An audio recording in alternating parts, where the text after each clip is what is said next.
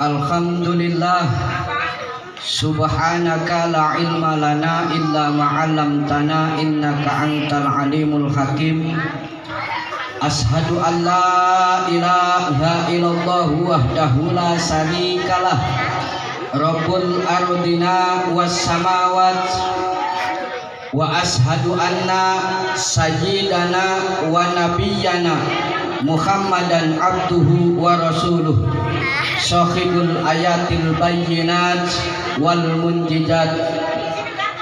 Amma ba'du, ay wa amma madzukira mina basmalah wal hamdalah was sahadah was salamah. Faqad qalallahu ta'ala fi ayatil karimah wa huwa asdaqul maqalah. A'udzu billahi minasy syaithanir rajim. Bismillahirrahmanirrahim. Inna aradna amanatan 'ala samawati wal ardi wal jibal fa abaina ayyahmilnaha wa asfaqna minha wa hamalahal insan. Al-ayah wal makna wallahu a'lam bil muradih.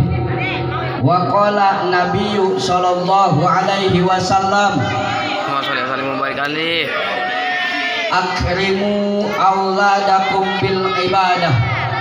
Wa qala hadisin ukhra, min jumlatil amalil walad amalul walid.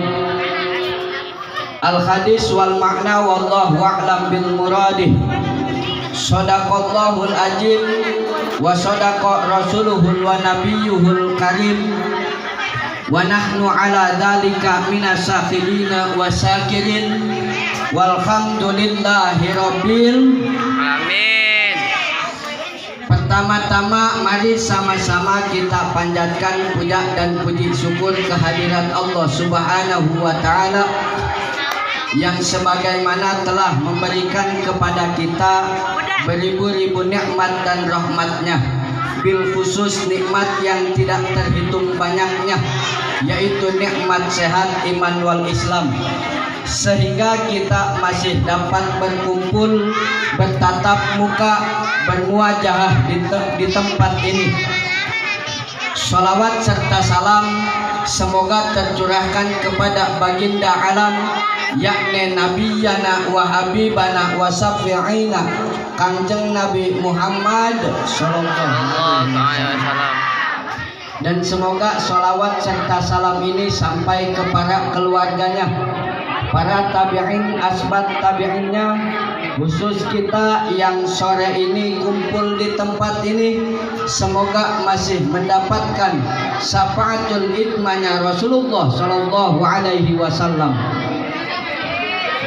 Sadatil ulama wal muallimin wa jumratal mu'minina wal mu'minat alladzina yahduruna fi hadzal maqamil mubarak, wa bil khususil khusus Syekhuna al-Mukarram Bapak Ustadz Asep, dan tidak lupa Bapak Ustadz Nana, dan juga Bapak Eko, dan para hadirin sekalian yang tidak dapat saya sebutkan namanya satu persatu, namun insya Allah tidak mengurangi rasa hormat dan rasa ta'zim saya. Pertama saya datang ke ini tempat yaitu ijabah undangan Bapak Ustadz Asep. Seminggu udah WA mulu, laporan video. Kedua, saya sekalian silaturahmi, khusus umumnya untuk orang sini, khususnya untuk saudara saya Tentim, karena udah lama emang gak main kesini. Mau main bukannya ngebuang atau apa, tapi ada rasa malu mau mainnya. Dulu sering main kesini sama orang tua cewek waktu kecil, segini tapi SMP, waktu SMP sering main sama almarhum orang tua cewek, tapi begitu orang tua cewek sudah pupus, saya jarang kesini lagi. Bukan nggak mau main teh, bukan ngebuang, tapi ada rasa malu pengen mainnya kalau sendirian doang. Yang ketiga, saya ikut takjim wa takrim ke peringatan ini, yaitu untuk menyambut datangnya bulan suci Ramadan. Jadi jikalau orang sini sama Allah digiring ke surga karena faedah menyambut datangnya bulan Ramadan, saya juga Muhammad Bahari, orang fakir, orang dhaif, pengen ikut ke surga karena orang sini.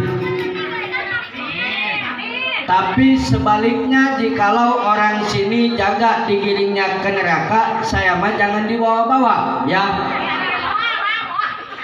Sebab hadisnya dhaif, ada hadisnya man fariha biduhuli Ramadan haramahullahu jasadahu ala niron. Siapa orang yang bahagia akan kedatangannya bulan puasa, maka Allah akan mengharamkan jasadnya masuk ke dalam neraka. Tapi masih dhaif, sanadnya nggak jelas nyambung ke Rasul apa enggak, itu masih dhaif hadisnya.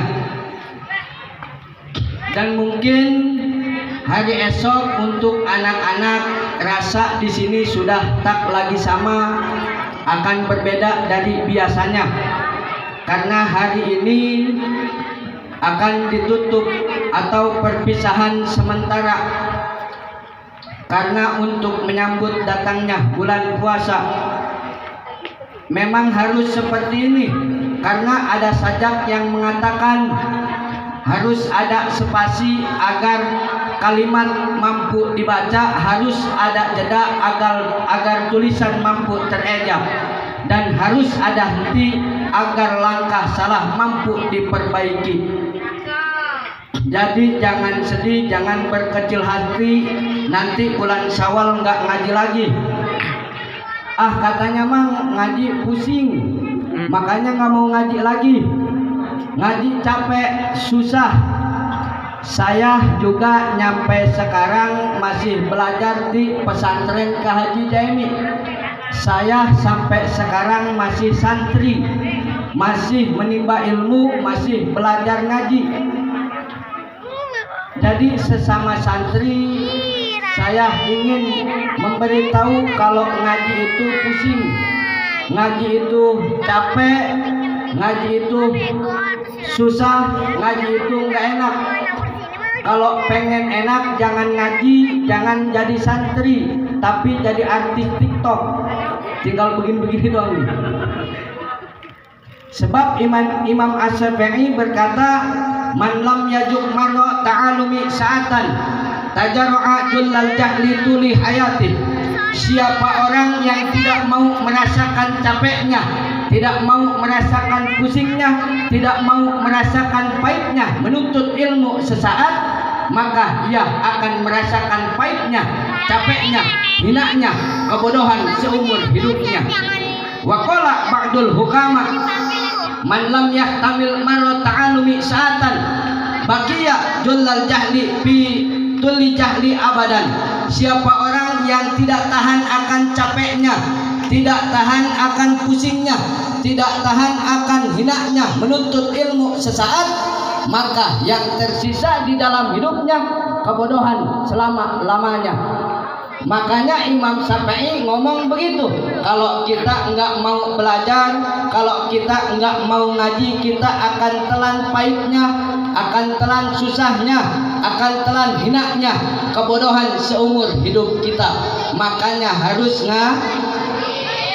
di sini alhamdulillah ada Bapak Ustadz Asep yang mau ngajarin. Anak kita diajarin, alhamdulillah anak kita mudah-mudahan dijadikan anak yang soleh dan solihah. Sebab Bapak Ustadz Asep mengajarkan agama, mengajarkan tata cara wudhu, mengajarkan tata cara membaca Al-Quran, mengajarkan tata cara sholat. Ini yang sekarang sholat agak sulit sebab bermacam-macam prakteknya. Kadang ada yang sholat ngeluarin ilmu dalam, Gini, Allah muter-muter ininya. Akbar. Jadi jikalau saya kasih tahu, jikalau laki-laki hanya cukup mengangkat tangan ketika takbir, yaitu di bawah kuping sini. Jangan ada yang ke sini, kadang ada yang ke sini nih. Allahu Akbar. Kalau cewek segini cukup, karena dia yang ininya gunung harus ke ini. Aduh, keangkat. Ini praktek sholat. Bukan mau porno sosial atau apa, tapi ini masalah hukum harus jelas. Betul? Karena ini juga nih masalah hukum. Ini kalau saya ini kedengeran yang di belakang tadi. Karena speaker ini jadi kedengeran yang belakang ya.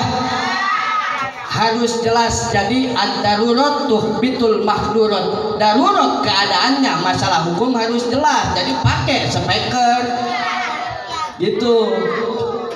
Kalau nggak pakai speaker nggak jelas. Nanti yang di sono nyangkanya saya nyerangin porno atau apa. Terus dalam segi berdiri saja beda antara laki-laki dan juga wanita. Kalau wanita harus rapat begini. Kalau laki-laki harus ada jarak segini, karena takutnya lato-latonya kejepit. Jadi harus jelas. Ini praktik sholat.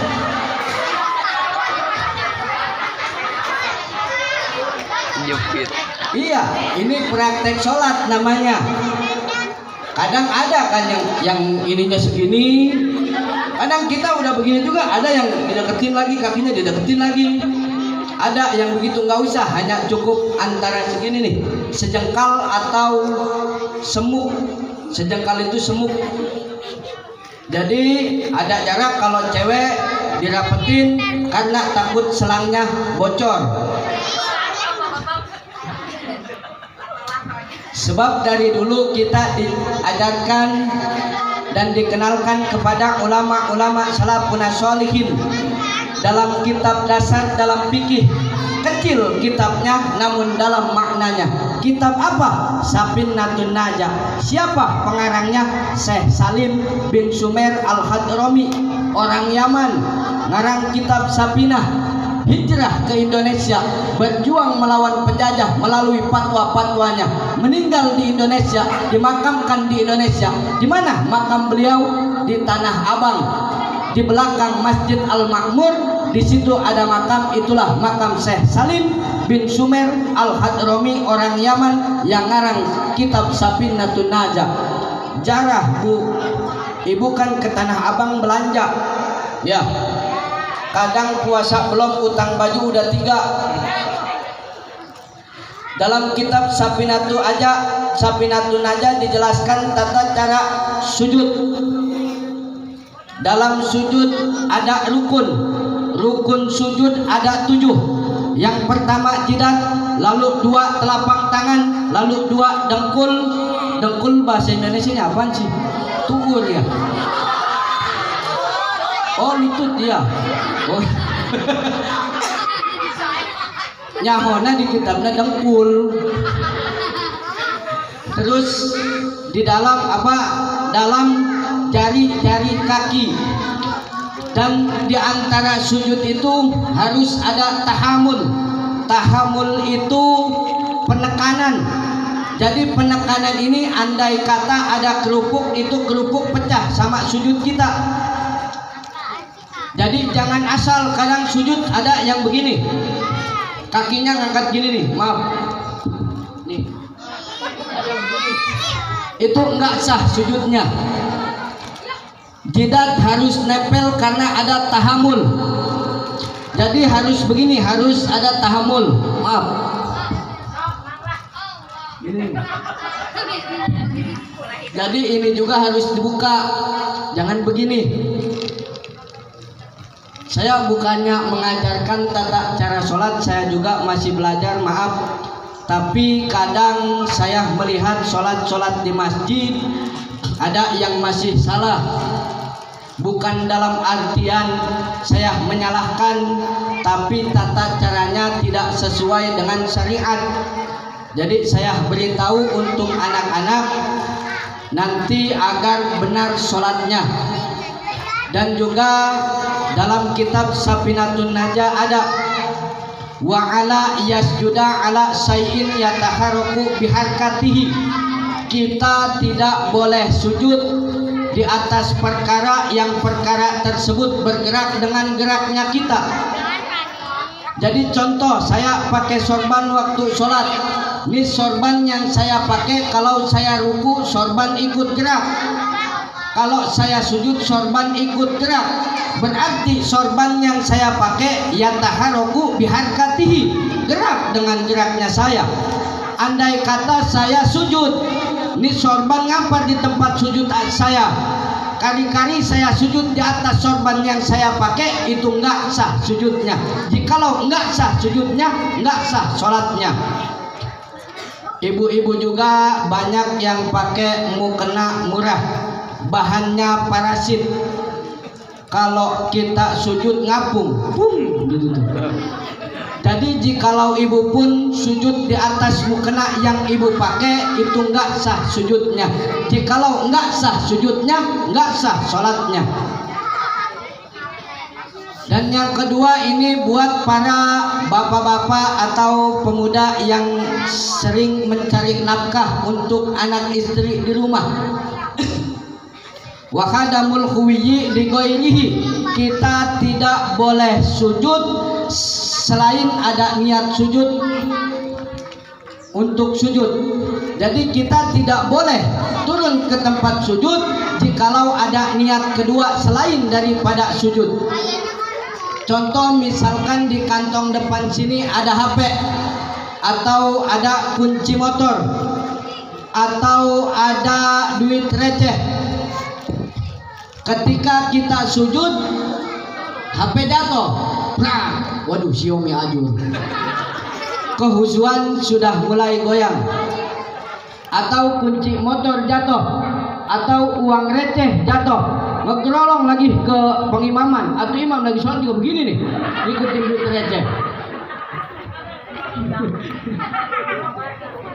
Jadi andai kata begini, HP jatuh, kunci motor jatuh, atau uang receh jatuh, kali-kali kita sujud ada niat kedua selain daripada sujud. Nanti pas saya sujud saya ambil tuh HP, atau saya geserin tuh HP, atau saya ambil kunci motor, atau saya ambil uang receh. Ketika kita sujud selain ada niat kedua selain daripada sujud, enggak sah sujudnya. Jikalau enggak sah sujudnya, enggak sah sholatnya. Jadi ini kita praktek sholat dulu. Mudah-mudahan anak kita dijadikan anak-anak yang soleh dan solihah. Ini kita harus berterima kasih kepada Bapak Ustadz Asep yang telah mendidik anak-anak kita sampai segini bisa tampil di umumnya. Ibu bangga punya anak bisa tampil, Bu. Justru itu kita harus berterima kasih. Ulah ngepel ka ustadzna, sebulan kasih. Jangan ini mah sama ustadznya juga nggak kenal, silaturahmi juga enggak. Kadang ini aja dibebasin aja kayak anak kambing kali ya. Jadi kita harus berterima kasih ada Bapak Ustadz Asep yang sudah mendidik anak-anak kita. Sebab zaman sekarang ini miris zamannya krisis akhlak. Bahkan krisis akhlak ini sudah sampai ke kalangan pemuda, bahkan sampai ke kalangan anak-anak.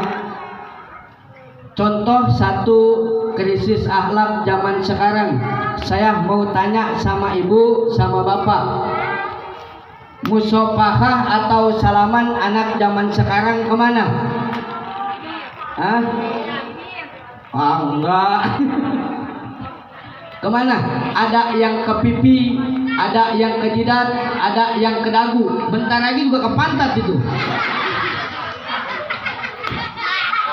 Padahal musafahah atau salaman yang diajarkan oleh Rasul di mulut atau di bawah lubang hidung, bukan cuman ditempel. Kalau misalkan di mulut dicium, kalau di bawah lubang hidung dihirup, nih jari telunjuk harus kena. Sebab dalam ilmu fikih, di dalam jari telunjuk ini ada urat yang langsung nyambung ke hati. Jadi anak-anak kita yang bersalaman dengan gurunya akan mendapatkan doa dari gurunya. Jadi anak-anak kita bisa menjadi anak yang soleh dan solihah. Dan jadikan anak-anak kita sebagai generasi anak-anak yang bisa menyapaatin kepada kita. Jadi kita bakal dapat syafaat dari anak karena sebab sholatnya. Kita bakal disapaatin sama anak karena ngajinya. Kita bisa disapaatin sama anak karena amal perbuatannya. Sebab min jumlatil amalil amalul walid, setengah dari perbuatan anak perbuatan orang. Jadi kita pun anak mengaji kita dapat pahalanya, anak sholat kita dapat pahalanya. Tapi jangan mentang-mentang udah dapat pahala dari anak, gua mah nggak usah sholat kali. Jangan begitu. Katanya Mang, gimana kalau misalkan keadaan udah tua nggak bisa berdiri, apakah tetap wajib sholat? Wajib sholat mah, sebab barometernya sholat bukan fisik tapi akal. Barometernya sholat bukan fisik tapi akal. Katanya masa iya nggak kuat berdiri masih tetap wajib sholat. Allah maha murah, la yukallifullahu nafsan illa wus'aha. Allah tidak pernah memberatkan beban bagi hamba-hambanya dalam melaksanakan ibadah. Ketika kita tidak mampu sholat sambil berdiri, ulama mengatakan fa'in ajaja anil qiyami sholat jalisan. Ketika kita tidak mampu sholat sambil berdiri, boleh sholat sambil duduk. Nggak bisa katanya Mai, sholat sambil duduk juga punya bisul 9. Di mana? Di pantat sama bisul bawaan 2 jadi 11. Ibu-ibu nggak punya bisul bawaan, bapak-bapak yang punya. Nggak bisa sholat sambil duduk juga katanya. Wa in ajaja anil julusi itoja'a. Nggak bisa sholat sambil duduk, boleh sholat sambil tidur berbaring. Nggak bisa sholat sambil tidur berbaring. Fa in ajaja anil istijai istalqo, nangkarak, telentang. Nggak bisa sholat sambil telentang pun asaro biro sihi, boleh sholat isyarah melalui kepala. Nggak bisa sholat sambil isyarah melalui kepala, asaro biadbadihi, boleh sholat isyarah melalui kelupuk mata. Nggak bisa sholat melalui kelupuk mata pun adro arkana sholati ala kolbi, boleh sholat dibayangkan dengan hati. Tapi ketika hati sudah tidak mampu membayangkan gerakan sholat, pesan kain kapan 5 lembar ke Pamil, terima nyungcung di luhuran sirah, selesai. Iya. Jadi ketika kita nggak mampu sholat sambil berdiri, boleh sholat sambil duduk Bu ya. Ketika kita sakit, kalau yang ukuran adro arkana sholati ala qalbihi ini, yaitu untuk orang-orang yang stroke, yang sudah tidak bisa ngapa-ngapain, jadi hanya memasukkan atau membayangkan gerakan sholat saja. Tapi di Bandung sudah ada yang sholat cukup sama niat. Kayaknya ngambil dari sini. Sholat cukup sama niat, badan sehat. Kalau begitu makan pun cukup sama niat. Kenyang enggak? Tulan dulu Bu.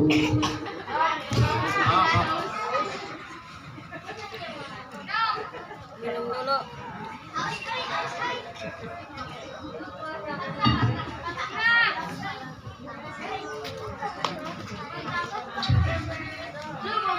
Jadi anaknya suruh untuk sholat, orang tuanya sholat insya. Jadi enak kalau punya anak soleh bu. Kalau punya anak soleh, ketika kita sedang sakaratul maut pun anak tahu bahwasanya ajaran Rasul talqinu mautakum bila ilaha illallah aw talqinu mautakum bi surat Yasin. Ketika kita sedang sekarat menuju kematian, pasti ada yang nuntun anak dengan kalimah la ilaha illallah atau dibacakan surah Yasin. Tapi ketika anak kita nggak bisa ngaji, anaknya bukan anak soleh, ketika kita sedang sekarat pun pasti anaknya malah videoin. Hai guys, orang tua aku lagi sekarat nih. Tuh lagi ngap-ngapan kan. Ada yang begitu. Terus ketika kita nggak punya uang pun, hawa lagi panas, kita punya anak soleh, anak minta uang, mah minta uang buat jajan, kata orang tuanya nggak punya. Anak yang soleh pasti tahu, pasti ngerti bahwasanya suratul Waqiah adalah surat yang mendatangkan rezeki. Ia bacakan surah Waqiah kalau anaknya anak soleh. A'udzubillahi minasyaitonirrajim. Bismillahirrahmanirrahim. Idza waqa'atil waqi'ah laisa liwaqa'atiha kajibah khafidatur rafi'ah idza rujjatil ardu rajja. Anaknya soleh, orang tuanya nggak punya duit, dia bacakan surah Waqiah agar orang tuanya mendapatkan rezeki dari Allah. Tapi coba anaknya bukan anak soleh, anaknya minta duit, orang tuanya nggak punya duit, kata orang tuanya, udah makan aja sana. Dia sambil gebrak meja, duk tak, cocol dicocol deui sambel ngeunah. Itu anaknya nggak soleh.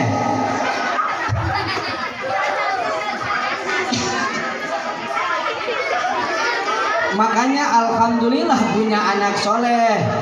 Kita jadi kedapatan barokah dari anak yang soleh. Kalau anak nggak soleh begitu contohnya. Dan sebentar lagi kita akan puasa. Puasa pun adalah ibadah. Pada prakteknya ada rukunnya. Rukun puasa ada 3. Yang pertama yaitu niatul lailan likulli yaumin fil fardi. Yang pertama yaitu niat. Dalilnya innamal a'malu binniyat. Kapan niatnya? Lailan di malam hari. Apakah puasa Ramadan saja yang niatnya di malam hari? Tidak. Puasa wajib semuanya yaitu di malam hari. Puasa kifarat fardu malam hari niatnya. Puasa qada Ramadan fardu malam hari niatnya. Puasa nadar fardu malam hari niatnya. Mana yang dikatakan malam? Yaitu pas datang azan maghrib sampai ke azan subuh. Jangan sampai kelewat subuh. Boleh niat setelah buka, boleh niat setelah sholat isya atau sholat taraweh, boleh niat malam habis sholat tahajud, asal jangan subuh. Kapan niatnya? Likulli yaumin, yaitu setiap hari. Mai katanya dulu orang tua sering ngajarinya begini, nawaitu soma sahri, saya niat puasa sebulan penuh. Apakah itu sah untuk sebulan penuh? Itu sah hanya untuk hari itu saja, hari itu saja. Jadi ada rasa bangga aja kepada kita diniatkan puasa sebulan penuh. Dan mungkin untuk taki-taki, takutnya kita ada hari di mana kita lupa niat, sudah keganjal sama niat yang sebulan penuh itu. Dengan catatan kita harus mengikuti mazhabnya Imam Maliki atau Imam Abu Hanifah, karena Imam Maliki dan Imam Abu Hanifah mengatakan niat itu hanyalah kesempurnaan dalam ibadah, hukumnya sunnah. Jadi niatnya setiap, jikalau lupa niat kita wajib imsak. Imsak itu kita tidak boleh makan, tidak boleh minum di hari itu, padahal hari itu kita tidak puasa. Gimana Mai kalau misalkan ada keraguan-raguan, kita ngambil keraguan-raguan ini di waktu yang dekat. Andai kata ragu-ragunya jam 7, semalam saya niat atau tidak ya, itu wajib imsak, tidak sah puasanya karena ada rasa ragu-ragu, lupa niat. Sebab niat puasa fardu itu di malam hari. Dan yang kedua, rukun puasa yaitu menjauhi apa-apa yang membatalkan puasa. Zakiron karena ingat, au muhtaron dan karena keinginannya, ghairu zahilin ma'jurin dan dia bukan terkategorikan jahil ma'jur. Kalau lupa nggak batal, andai kata puasa malam sahur, pagi atau jam 9 lupa pas bangun tidur, karena di meja makan ada makanan, dia makan nasi sepiring, kolak semut, rokok 3 batang, terus ingat, wah ini saya lagi puasa. Andai kata ingatnya sesudah memakan, nggak batal puasanya. Tapi kalau andai kata masih di mulut, lupa atau ingat, saya lagi puasa, yang di mulut ditelan, itu batal. Jadi harus ingat kalau lupa nggak batal. Muhtaron dan bukan kemauannya. Andai kata dipaksa untuk membatalkan puasa, misalkan kita berada di tempat yang mayoritasnya bukan Islam, kita dipaksa untuk membatalkan puasa, dibuka mulut paksa, dimasukin nasi, didorong pakai air, itu nggak batal karena bukan dari keinginannya. Tapi andai kata begini, pas dimasukin nasi ngomong dengernya mana, itu batal. Atau ada ikhtiar, ikhtiar itu ngunyah, itu batal karena ada ikhtiar. Dan kita bukan terkategorikan jahil ma'jur. Yang dinamakan jahil ma'jur itu orang yang ketinggalan informasi tentang agama, orang-orang pedalaman, orang pegunungan, atau yang mu'alaf. Sekarang mu'alaf, besok puasa, dia nggak tahu batal puasa apa saja, itu dia tidak batal puasanya karena tergolong jahil ma'jur. Dan rukun puasa yang ketiga yaitu sho'imun, orangnya berpuasa. Dan terakhir, saya punya cerita, masih mau dengar nggak? Nanti ambil hikmahnya sama-sama. Saya punya cerita, saya ambil cerita ini dari kitab Nuzhatul Majalis wa Muntakhabun Nabais. Jadi ada satu kafir Majusi. Tahu Majusi? Majusi itu dia nyembah api. Dia tinggal di tengah-tengah kampung umat Islam.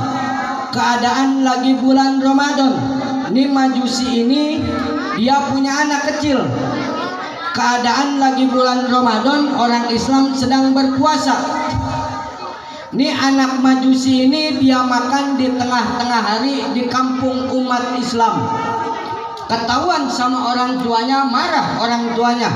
Saking marahnya orang tuanya, anak Majusi ini dia sampai dipukul karena orang tuanya menghormati bulan Ramadan. Singkat cerita, Majusi ini dia meninggal. Dan ada satu ulama, satu orang alim, satu kiai di kampung tersebut yang bermimpi.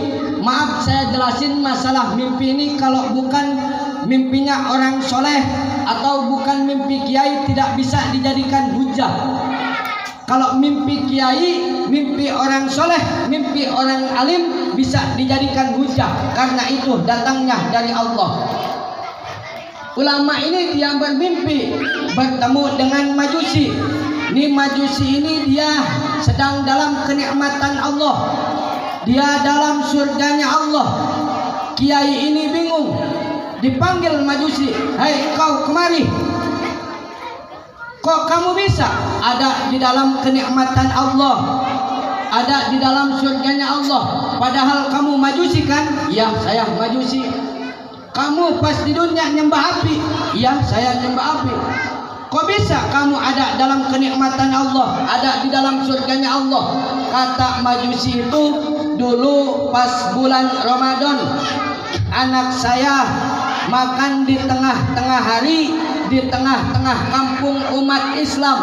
Saya marah karena saya menghormati bulan Ramadan. Saking marahnya saya sampai saya memukul anak saya.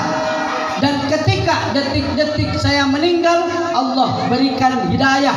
Allah berikan hidayah, saya meninggal dengan mengucapkan 2 kalimat syahadat."